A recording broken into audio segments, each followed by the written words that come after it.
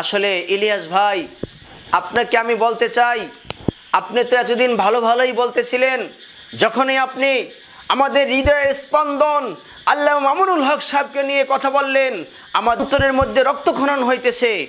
মুসলমানের দেশ এই বাংলাদেশ, আলেম ওলামার দেশ এই বাংলাদেশ, ইসলামের দেশ। তাই আপনি ইসলামকে নিয়ে কটূক্তি করে আলেমদেরকে নিয়ে বিভ্রান্তিমূলক কথাবার্তা বলে কখনোই আপনি সফলকাম হতে পারবেন না। সেই ইলিয়াস ভাই, তিনি স্বাধীনতার পক্ষে অনেক কথা বলেছেন, তিনি সব বিষয়ে ভালোই বলতেছিলেন। হঠাৎ করে তিনি আল্লামা মামুনুল হক সাহেবকে নিয়ে তিনি যে বিভ্রান্তিকর কথাগুলি বললেন, যে আল্লামা মামুনুল হক তিনি নারী নিয়ে হোটেলে গিয়েছিলেন, আরও আল্লামা মামুনুল হক সাহেবের বিষয়ে তিনি অনেক কথাবার্তা বললেন। আসলে ইলিয়াস ভাই, আপনাকে আমি বলতে চাই, আপনি তো এতদিন ভালো ভালোই বলতেছিলেন। যখনই আপনি আমাদের হৃদয়ের স্পন্দন আল্লামা মামুনুল হক সাহেবকে নিয়ে কথা বললেন, আমাদের রক্ত কিন্তু টকবক করতেছে, আমাদের রক্ত কিন্তু অন্তরের মধ্যে রক্তক্ষরণ হইতেছে। খবরদার, আপনি যেই কথা বলেছেন দ্রুত আপনি ওই কথাকে উড্ডীন করে নেন।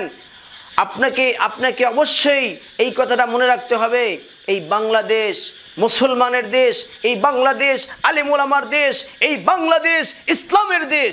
তাই আপনি ইসলামকে নিয়ে কটূক্তি করে আলেমদেরকে নিয়ে বিভ্রান্তিমূলক কথাবার্তা বলে কখনোই আপনি সফলকাম হতে পারবেন না। তাই আসুন, আপনি আগে যেভাবে কথা বলতেছিলেন সেইভাবে কথা বলুন, এবং আপনি যে বিভ্রান্তিকর কথা একজন আলেম সম্পর্কে কুরুচিপূর্ণ কথা বলেছেন, অবশ্যই আপনি আবার মিডিয়ার সামনে এসে আপনি দুঃখিত হবেন এবং আপনি জনসম্মুখে এসে মাপ চাইবেন, এটা আমাদের দাবি। রফিকুল ইসলাম মাদানী ভাই তার সাথে সরাসরি যখন কথা বলতেছিলেন, এক পর্যায়ে বলতেছিলেন যে আপনারা দেশ কিভাবে চালাবেন, আপনারা কি ইংরেজি জানেন কি, আপনারা কি ইংরেজি জানেন, আপনাদের কি ইকোনমিক শিক্ষা দেওয়া হয়, আপনাদের কওমিয়া মাদ্রাসায় কি ইকোনমিক আছে?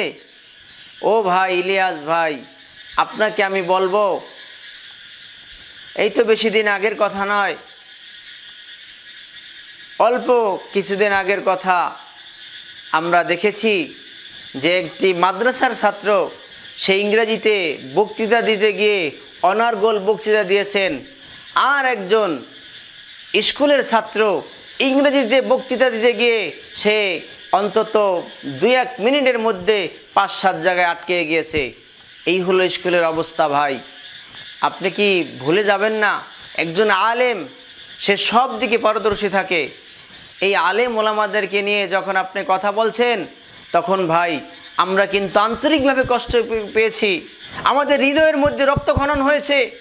আপনি কিভাবে এই কথা বলেন যে আপনারা তো খালি মিলাদ পড়তে জানেন, আর আপনারা তো মানুষ মরলে জানাজা দিতে পারেন, আর দাওয়াত দিলে খাইতে পারেন, আপনারা তো আর কিছু জানেন না।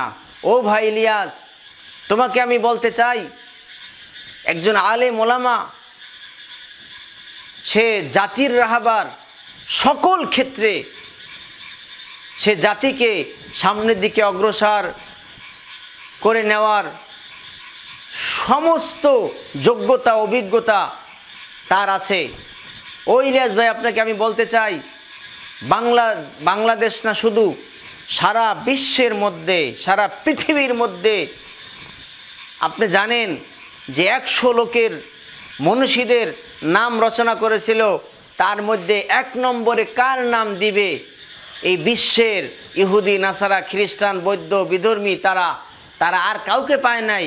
তারা আপনার আমার নবী হুজুরে পাক সাল্লাল্লাহু আলাইহি ওয়াসাল্লামের নামকে 1 নম্বরে দিছে। কেন 1 নম্বরে দিছে? সমস্ত যোগ্যতা আল্লাহ তার মধ্যে দিয়েছে। ও ভাই ইলিয়াস ভাই, আপনি বলেছেন ইকোনমিককে আপনাদেরকে পড়ানো হয়। হ্যাঁ, অবশ্যই ইকোনমিক পড়ানো হয়, মাদ্রাসাগুলোর মধ্যে ইকোনমিক পড়ানো হয়। এবং আপনি এই কওমিয়া মাদ্রাসা থেকে পড়ে, আলিয়া মাদ্রাসা থেকে পড়ে যারা ভার্সিটি, কলেজ, ইউনিভার্সিটিতে যারা পাশ করে 1 নম্বর 2 নম্বর হয়, যারা সায়েন্স নিয়ে পড়ে, তারা দেখবেন যে অধিকাংশ মাদ্রাসার ছাত্র আলহামদুলিল্লাহ। আপনার এই বিষয়ে হয়তো নলেজই নাই, আপনি জানেনই না। এবং আপনি মামুনুল হক সাহেবের বিষয় নিয়ে যে কুরুচিপূর্ণ কথাগুলি বলেছেন ভাই, এটা আমরা কষ্ট পেয়েছি। এই ধরনের কথা আপনার থেকে আমরা আশা করি নাই। কখনো আর এই ধরনের কথা আপনি বলবেন না। আর এই কথা আপনি অবশ্যই সোশ্যাল মিডিয়ার সামনে এসে ক্ষমা চাইবেন এবং আপনি এই কথাকে উড্ডীন করে নেবেন, এটা আমাদের প্রাণের দাবি।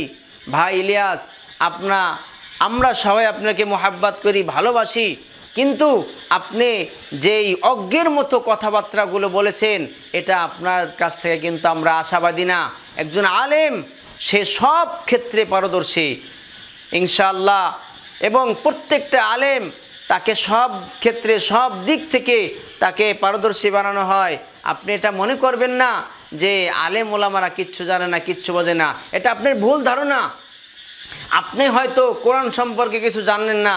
আপনি আরেকটি কথা বলেছেন যে অন্তত 50% হাফেজ তারা কোরআনের অর্থ বোঝে না, কোরআন তারা বোঝে না। এই কথাটা আপনার ভুল। আজকে হাফিজের কোরআন হয়, আলেম হয়, মাওলানা হয়, মুফতি হয়, অধিকাংশ হাফিজ তারা 1 নম্বর হয়, তারা বিজ্ঞ আলেম হয়, ওলামা হয়, এটা আপনার জানাই নাই। এবং আপনি বলেছেন যে আলেম ওলামারা নাকি মূর্খ। ও ভাই, এই কথাটাই তো আপনার মূর্খ, গণ্ড মূর্খের মতো কথা। এরকম কথা আলেমদের সম্পর্কে কখনো বলবেন না ভাই। আসলে আপনার হয়তো জানাই নাই যে আলেম ওলামা তারা সব ক্ষেত্রে এখন আলহামদুলিল্লাহ রয়েছে। ডাক্তার, তাদের মধ্যে যাবেন, সেখানে আলেম ওলামা রয়েছে। সব ক্ষেত্রে বিজ্ঞানীদের মধ্যে যাবেন, সেখানে রয়েছে। এবং বাংলাদেশের মধ্যে সব সেক্টরে, সব জায়গায় ধর্মীয় মূল্যবোধের আলেম ওলামা, হাফেজ, কোরআন তারা রয়েছে ভাই। তাই আপনার থেকে আমরা আশা করব আপনি এই ধরনের কুরুচিপূর্ণ মন্তব্য আর অশিক্ষিত গণ্ডমূর্খের মতো কথাবার্তা, আপনি জাহেল জোহালাতের মতো কথাবার্তা আলেমদের শানে কখনো বলবেন না ভাই। আলেমদেরকে আল্লাহ পাক রব্বুল আলামিন সম্মান দিয়েছেন, আল্লাহর হাবিব সাল্লাল্লাহু আলাইহি ওয়াসাল্লাম সম্মান দিয়েছেন।